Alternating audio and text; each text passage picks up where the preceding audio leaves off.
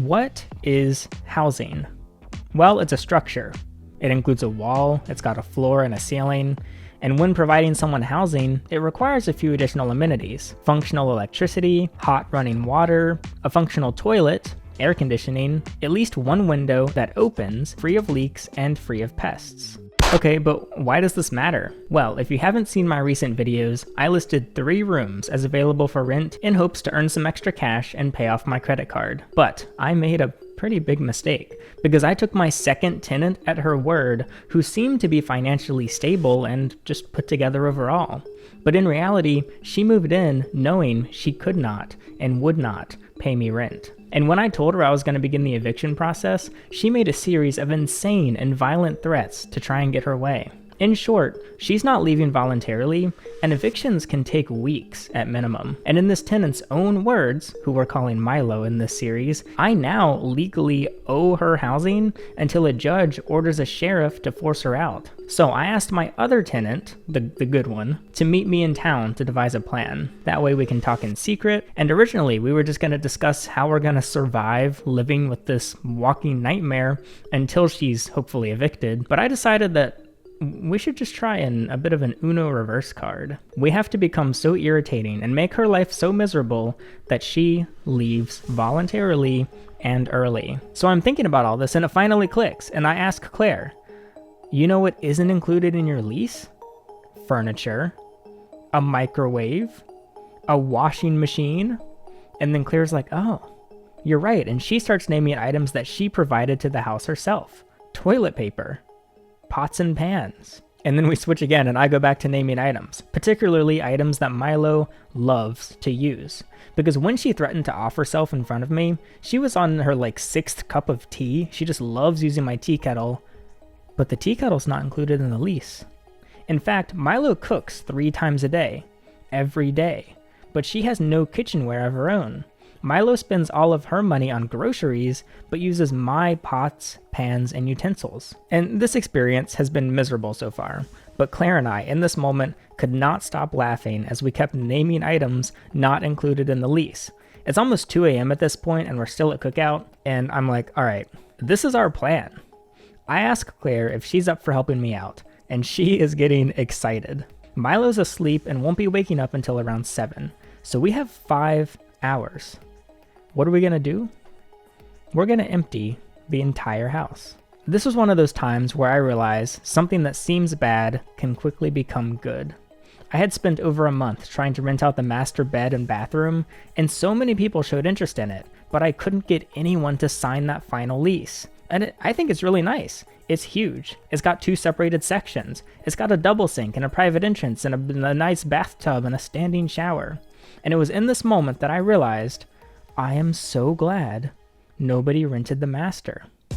Milo has a right to common areas, including the living room and the kitchen, but no right to areas considered private: my garage, my attic, and the other bedrooms. We both avoided showering because we didn't want to have to interact with Milo. So how about we just avoid her for good and move in to a studio apartment in the back of my house? We are hyped for this plan. Claire hops back in her car and follows me back to my house. It's 2:15 a.m. now, and it's time to get started. I grab the keys to the rear entrance of the master bedroom, and I open up the garage. Claire and I literally tiptoe into the kitchen and look around. The house is pitch black, and Milo is asleep. We turn on the lights and we're in total silence, talking entirely with body motion, like pointing at items and shaking and nodding our heads to communicate. The first thing I grab is the tea kettle, and Claire's trying to hold back laughter so that we can keep it silent and don't wake Milo up. And so, it begins.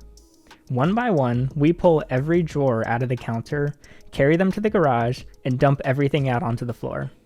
And then the air fryer, and the crock pot, and the rice cooker, and the blender, and then the microwave tray. Claire grabs her own kitchen tools that she had brought and set up in the cabinets. She discovers Milo scuffed her favorite yellow pan. She looks at me and she mouths, "That bitch."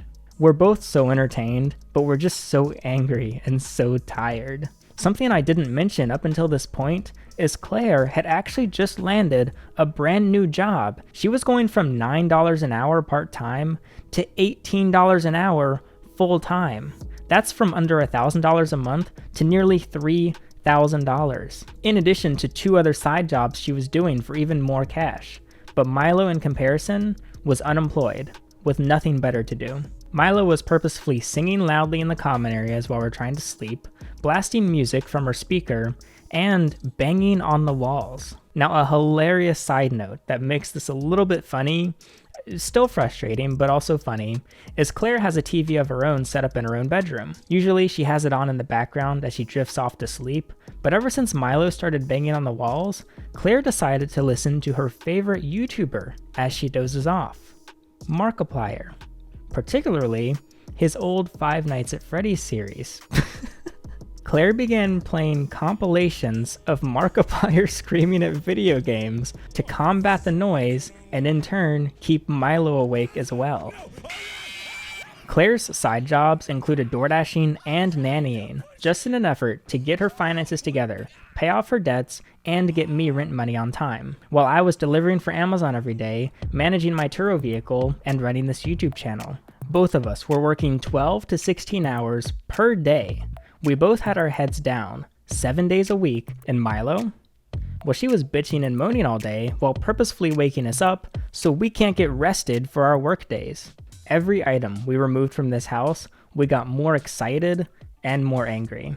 The kitchen was barren, except for just a couple items. If you watched the previous videos in this series, you might remember me mentioning that Milo was blaming Claire for everything, no matter how small, even though some stuff was actually stuff that I did. For example, I left out half a bag of Fritos on the kitchen counter, and this drove Milo insane, as well as the lid of a pot was left next to the oven, which Milo was incredibly upset by. So we're almost done. Claire goes to grab the Fritos, but I look at her and I stop her and I tell her to leave them there. So the only 2 items left for Milo to find are the 2 items that caused her so much disdain. We were so pissed off that Milo had pushed us to this point, but the thought of her waking up in an abandoned house was just so funny and would hopefully send not only a message, but that we're willing to be as petty as Milo is. Granted, that was probably already obvious, considered the wall banging was counteracted with Markiplier screaming all night.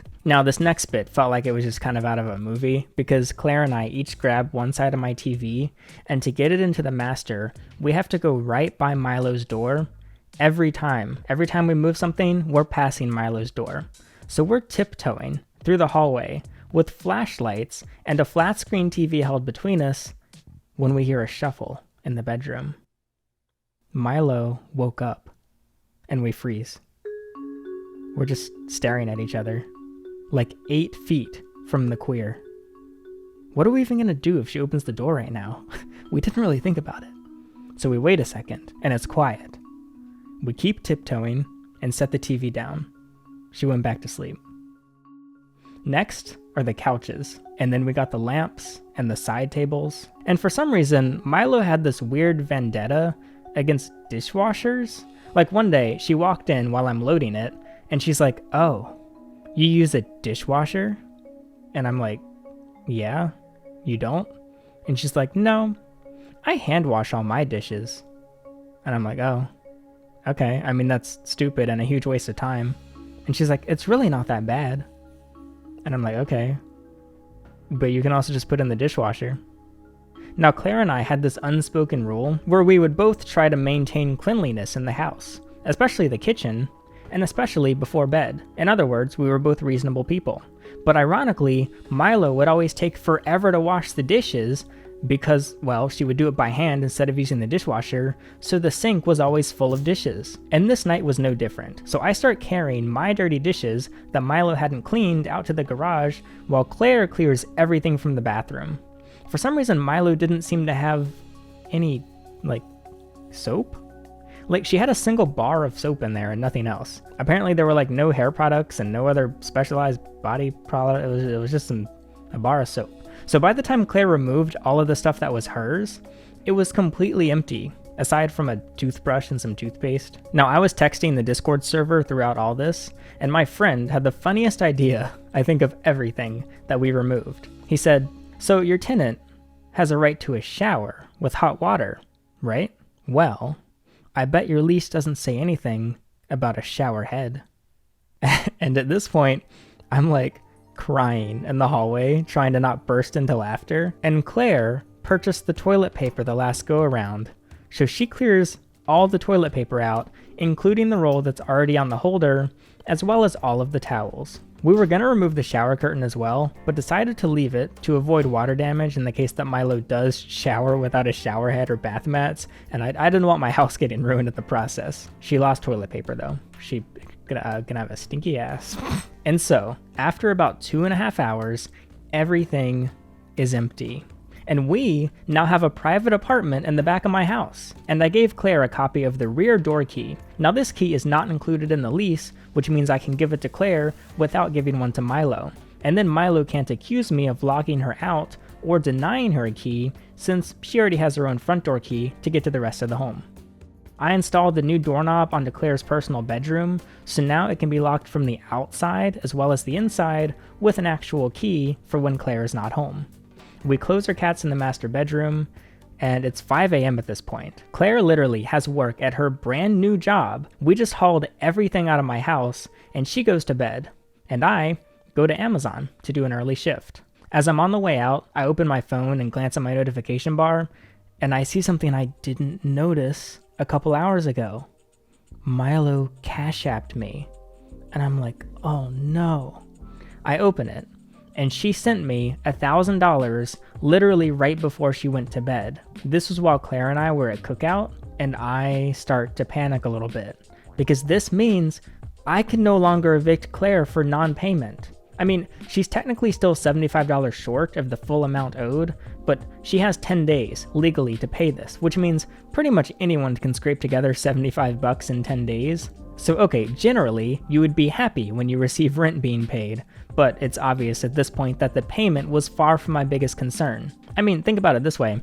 If Milo, days ago, had not made a bunch of threats, had not been a miserable person, and had instead just asked for an extension to pay, I would have been okay with it. After all, while we were doing this, Claire still actively owed me hundreds of dollars for rent, but she was a normal and honest person, so I didn't actually mind that she was late. Money was not the concern here. So instead of being grateful that Milo finally paid me, I was pissed. And also, I was like, was she lying about not having money? I mean, where did this $1,000 come from? And what do I do now? We already cleared out my house and we don't want to live with this woman anymore. Well, there was still one lease violation I could potentially get her on. Destruction of property. Milo had broken the lock off my rear door, which is not only, well, vandalism, but is now technically a security risk. For the past few days, my back door has just been wide open for anyone to wander in or wander out. But the thing is, evictions on the grounds of lease violations are apparently much more complicated and just not as streamlined as a non-payment eviction. And my realization of this meant that a sense of dread set in once again. I just wanted Milo out, and I wanted her gone as soon as possible. But if she actually pays every month like this, even if it's late, I have to live with this thing for 6 more months. As Milo put it herself, I signed the lease, so as much as I want to deny it, I have to stick to the lease. If she pays, I'm stuck with her. But I made another realization. Okay, she got me almost what I'm owed. She owed me $1,075, but she only gave me $1,000. Why would Milo short me $75? I mean, she knows that I can use that against her. If she doesn't pay the extra $75, I can still evict her for non-payment. Well, my conclusion was this was probably every dollar she had left. So my new plan is to use the fact she's now possibly truly broke against her. So if I'm correct, this means Milo won't be able to buy kitchen tools to cook her raw ingredients, but she also won't be able to buy cooked takeout food. She also won't be able to buy toilet paper, or a shower head, or bath towels, or soap. It's very possible that my Cash App now has every dollar Milo could get and has to her name. And hopefully, the actions we took will constrict her lifestyle enough that she actually leaves voluntarily. And so, after we got everything out, and after I thought this through, I texted Milo. It's great you're able to get together some cash. There's still a final $75 past due, but regardless, $1,000 will be plenty to comfortably tide you over somewhere temporarily and immediately, especially since you have more income very soon. It's in everyone's best interest that we mutually agree to break the lease and have you vacate as soon as possible. I'm not interested in making money off of you. I don't want you to take any financial hit or lose a dollar that you have earned. I'll chalk everything up to a total loss on my end. I'm just looking for our arrangement to peacefully separate as soon as possible. Dude.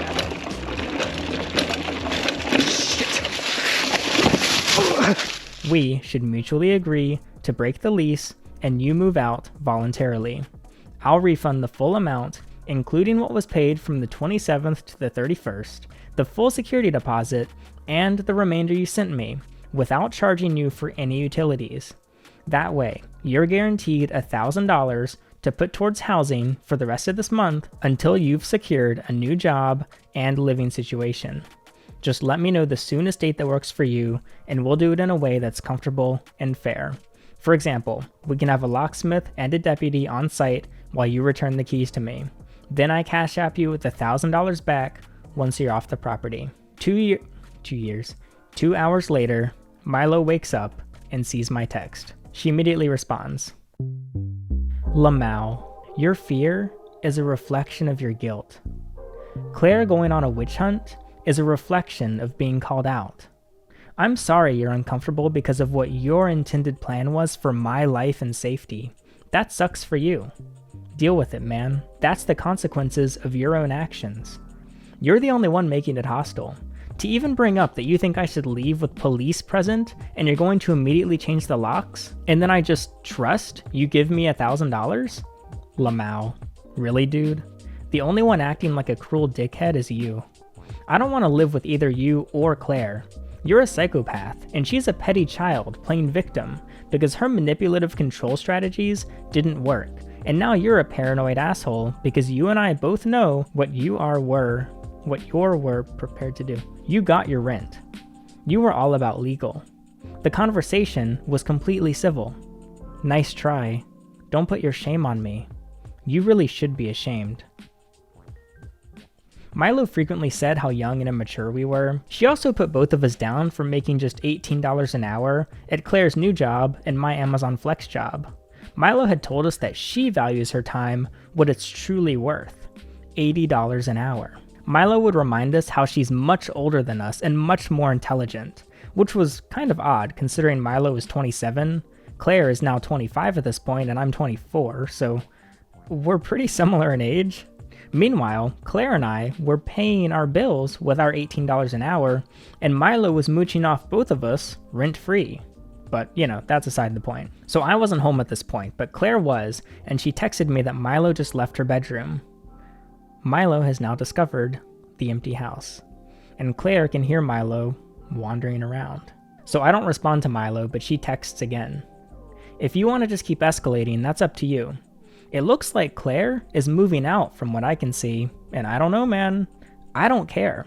She's been an awful roommate and self-victimizing to force me to do labor for her, and you're afraid because you weren't clear of my making rent.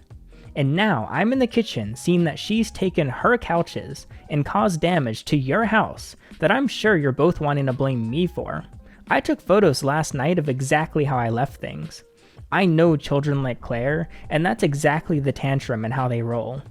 Establish a scapegoat, do awful crap, wait for you to blame me, and hurt me.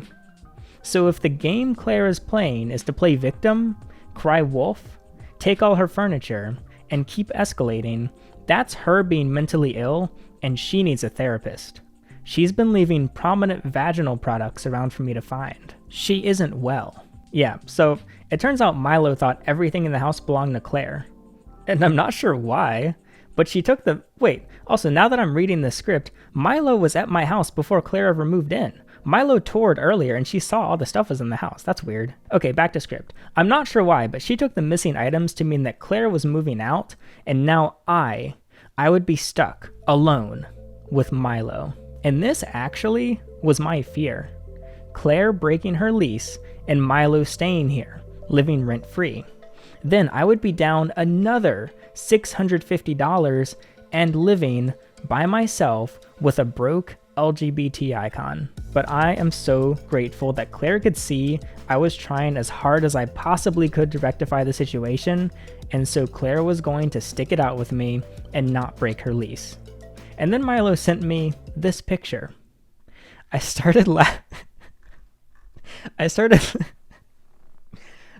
laughing so hard that I couldn't breathe.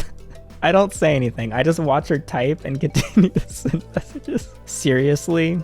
I come home from work, pay my rent, go to bed, leave everything as drama-free as possible, and somehow this escalation where she's destroying your apartment, it's a single-family house, thank you, in her delusion is on me to deal with? That's paranoia and insanity, the nth degree. She literally tries to hold people hostage by destroying things until she gets her way, and she's escalating because there's someone else to blame. You and I both know that her cat's litter was disgusting. It smelled up the entire apartment last night. It's a house. It's a single family house. It's not an apartment. I'm not a broke bitch like you. Sorry. Actually, I am broke. Now, I don't even know if my stuff is safe because this petty child has free range to destroy your house and laugh while you blame me. You and I talked, and even when you were poised for cruelty, the conversation was incredibly humane. What the fuck do you think this new course of action is? A literally witch hunt by Claire. I didn't escalate this. I blocked her after it was clearly she only does petty malicious... It's kind of hard to read this script because she's really bad at typing. A literally witch hunt by Claire. I didn't escalate this. I blocked her after it was clearly she only does petty malicious shit, waits for a reaction, and then pretends she's oh so reasonable in the response over text because she'll avoid anything else and push until you have something to say. The microwave tray? Seriously? Grow up and get therapy. You realize all this noise and bullshit is a distraction from the fact that Claire didn't get that job. She can't take care of her animals and can't control me to do everything the way she wants, right? Yeah, so for some reason Milo thought that Claire was lying about getting a job, which is, I mean, you can figure this out yourself hearing this video, but this is the most bizarre, like it was actually kind of disturbing how on the nose the projection was, because Milo pretended to have employment. But meanwhile, she's claiming that Claire faked getting a job, which, spoiler, this happened last year. I'm recording this in January. Claire still has this supposedly fake job. It's very bizarre that Milo would even try to make this up. Honestly, man, it seems like you just want an excuse to be violent, as if I hadn't paid. And I did. So now you're fishing for justification? This is when I finally respond, because she stops typing. I say, it's not related to Claire. I don't know why you think she's the one that took a house key, or owns the furniture. Let me know a date and how you would feel comfortable having money transferred. Maybe I can give it in cash to an officer and they give it to you once you've moved out. I don't really care as long as it's done fairly. Milo says, oh, gotcha. You just are also nuts. Are you salivating for the cops to be involved? Why do you think I'd give you a move-out date when you've proven you're increasingly unstable? I respond, we can do it without an officer, but I assumed you'd be concerned I was going to try and scam you like you said your previous landlords did. How do you want to do it so you feel comfortable? Milo responds, I'll think on that. I have to leave for work. If you want to pretend you're dealing in good faith, then put back the shower head. You're breaking your own contract that's so precious to you that we followed to exactly the letter. And the trash can. Oh yeah, we took the trash cans too. If you want to be treated like a human, oh, and the trash bags. There was nowhere to put trash. If you want to be treated like a human, then what incentive to do that do I have when you're proving that you have no morals around your own contract that you're obsessed with enforcing? Lol. Clever about those locks, dickhead. If you just keep making it seem like I'm so scary, maybe you won't feel guilty. You're worse than a monster. I literally paid my rent, asshole. Y'all are the ones doing the fucking most. I don't know how this fits into any kind of morality, but you're just a piece of shit. But hey, as long as you can do whatever to make it seem like I'm scary, right? You know, that's your own bullshit for trying to murder someone that actually moved heaven and earth to pay. And this sin is what you do? Really? I guess we're gonna be uncomfortable for a while. Literally behaving like I didn't pay when I have, just so you have your own fucking fun. You need help. You have no business being a landlord. So while it may seem that this story has already hit a climax a couple times, I'm sad to tell you that, we haven't seen the worst of what's to happen yet. It was at this point that I decided only to communicate with Milo via text so that I have everything written down, unlike the insane argument we had in the kitchen a few days ago.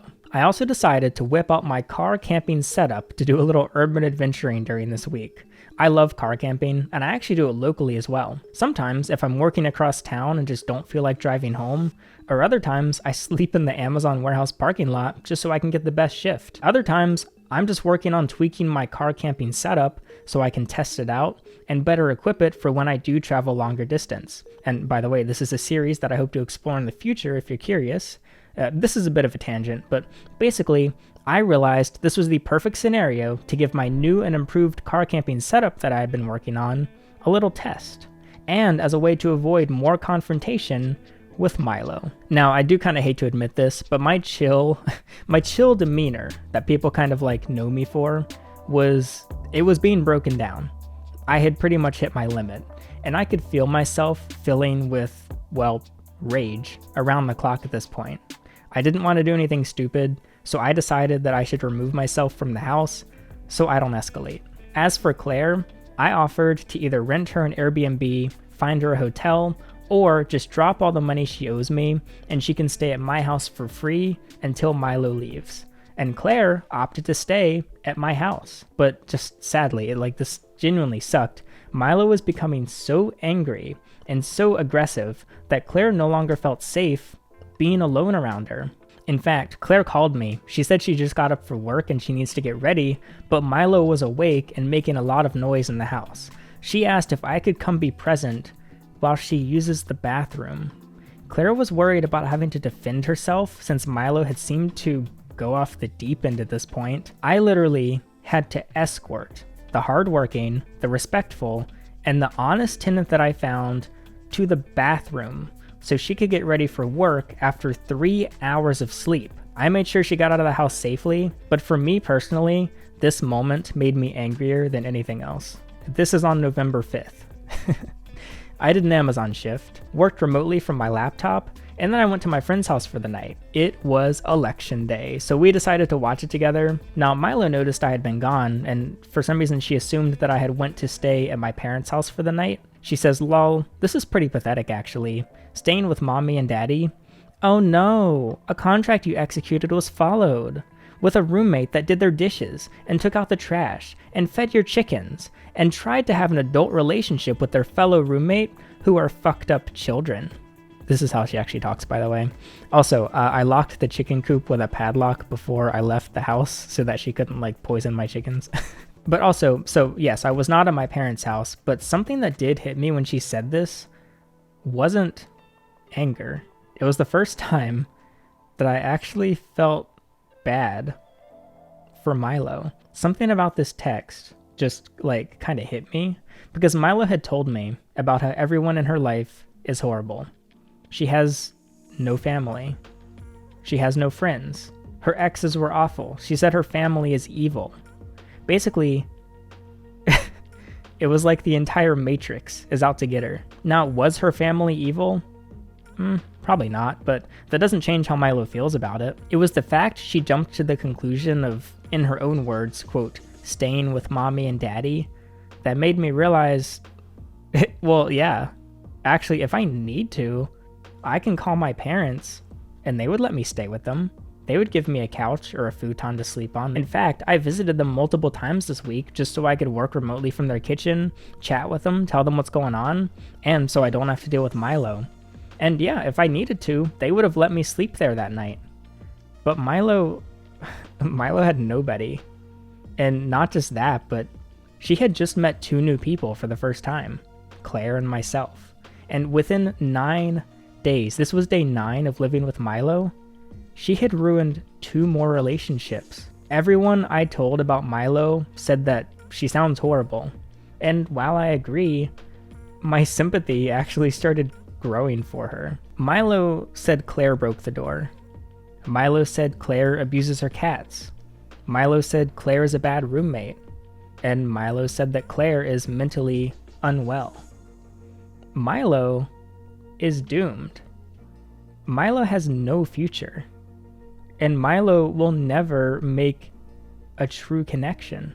I don't know, even though I still hated Milo's guts and wished she had killed herself like she had threatened, I suddenly just felt really sad for her. It was so weird. So I'm at my friend's house, and his whole family actually shows up to watch the election. So they're cooking burgers and we're chatting, and I'm literally just like hard vibing with my friend on the couch as we switch through the various news channels to just enjoy random election night coverage. And then I get a call from Claire. We mute the TV, and I answer. It's like 10 p.m. at this point, and it's already another sleepless night for Claire.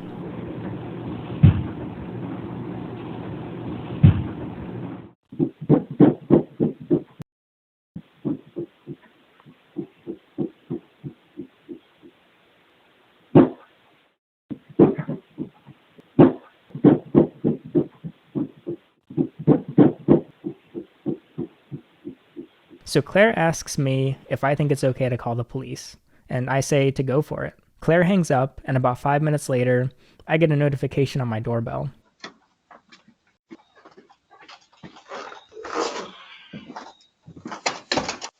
A few officers shuffle into my house, and I wish I could be there for this, but I'm over an hour from home and also not entirely sober. And about 10 minutes later, I get another call from Claire. I answer, and without hesitation, a man starts yelling at me over the phone, and I'm totally taken aback. The last cops I talked to about this situation were on my side, and they were super understanding. They were very respectful and friendly. But now, all of a sudden, an officer is yelling at me to, quote, stop the funny business and stop playing games. I ask him what he's talking about, and he says to, quote, give the shower head back. Now, I almost burst into laughter, but I'm able to maintain composure, and I say, officer, there's no shower head in the lease. And he goes, what the hell are you talking about? Give the shower head back. And I say, no.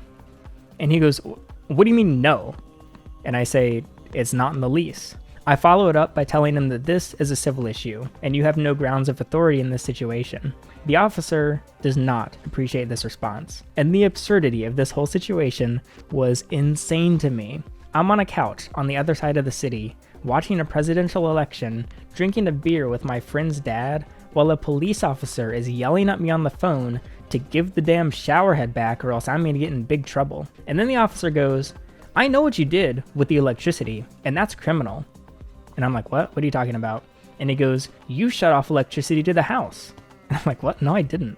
And he says, and you stole all the furniture. You gotta put it back now or you'll be facing criminal charges. Landlords can't do that. So I'm trying to respond, but he's not even listening to me. Like, he doesn't even have the phone up to his face at this point. So anything I say, he does not hear. And then I can hear Claire in the background trying to explain the light switches have never worked. And then I realize what he's talking about. About a third of the switches and outlets in the common areas of the home just don't work. And they've been that way for years. Both tenants already knew this, and each of their rooms and their bathrooms have fully functional electricity. But basically, before police arrived, Milo and Claire were fighting.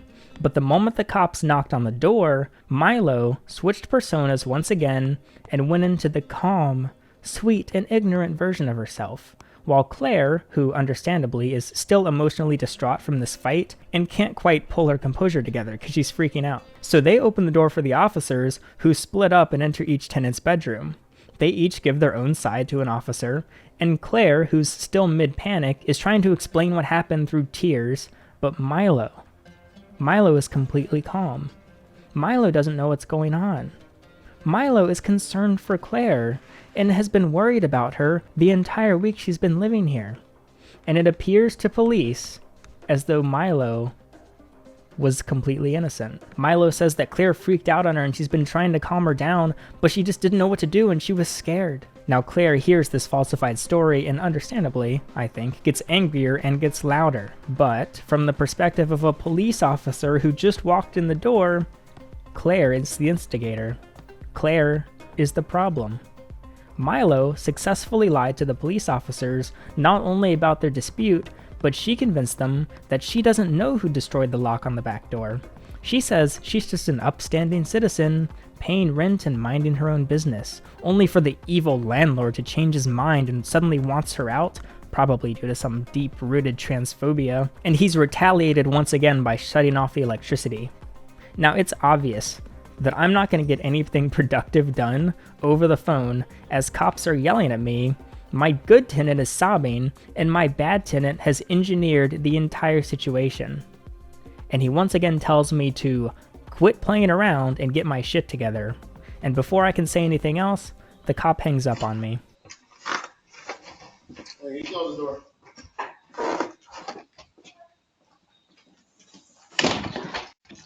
A few minutes later, I get another ring notification. The officers are leaving my house, and I later learned through Claire that the cops didn't do anything about Milo banging on the wall.